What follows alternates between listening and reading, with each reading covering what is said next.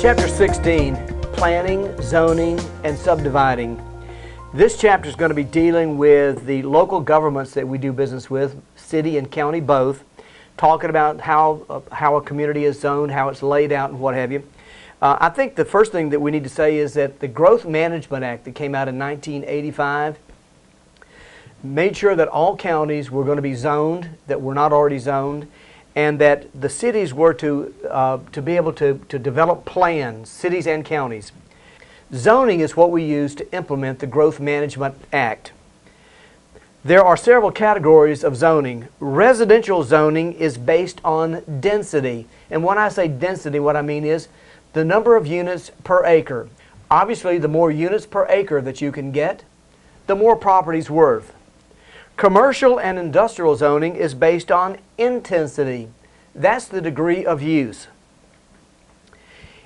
If you don't like your zoning, if you feel like that it simply doesn't suit your property's needs, there are two ways that you can go about either changing or adjusting your zoning. A variance and a special exception. Now, you'll have to go before the Zoning Board of Adjustments to get this done. A variance simply means that the zoning is correct, but there's something within the zoning that won't allow you to do what you want to do. And let me give you an example. I was given the task of finding a commercial property to put a carpet store in. I found the piece of property. It was zoned commercial. It was 100 feet on a major highway.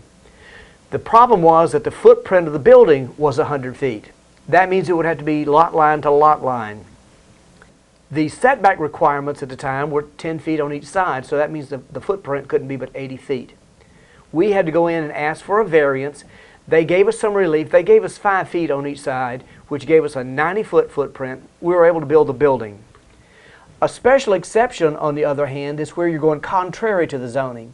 In other words, there's this one type of zoning in place, and you'd like to put another type that's not in that zoning.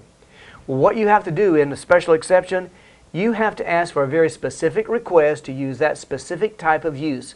And you can't go contrary to it. That's a special exception. Non-conforming use is something that has been grandfathered in. A planned unit development is a situation where we're platting almost an entire community where you have residential, multifamily, a common area, those kinds of things, all into one big zoning plat.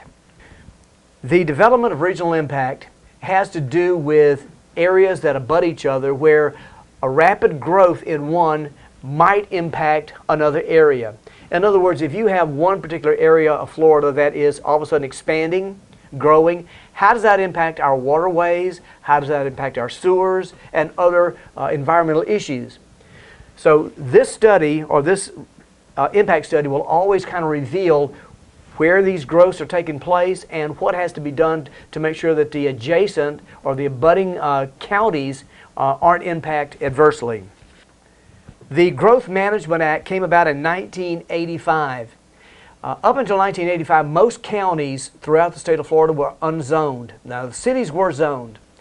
And what the Growth Management Act said is that we need to, first of all, zone all the counties, because we're implementing a program where everything's going to be zone-based.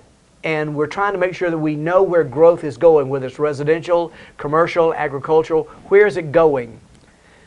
One of the things that's part of the Growth Management Act that's important is the concurrency rule.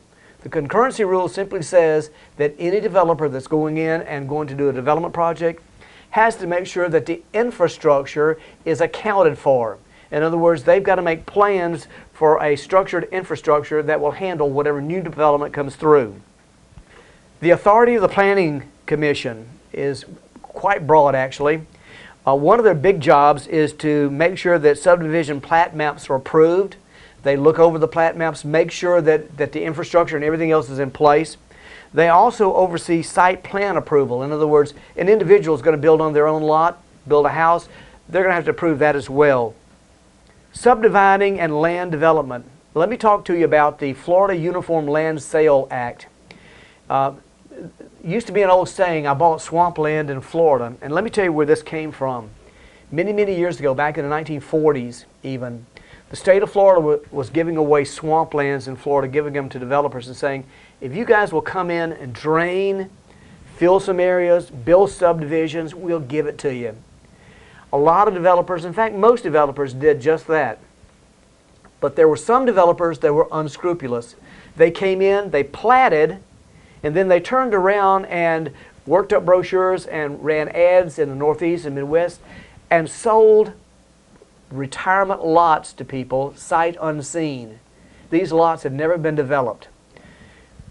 That prompted the state of Florida to create the Uniform Land Sale Act.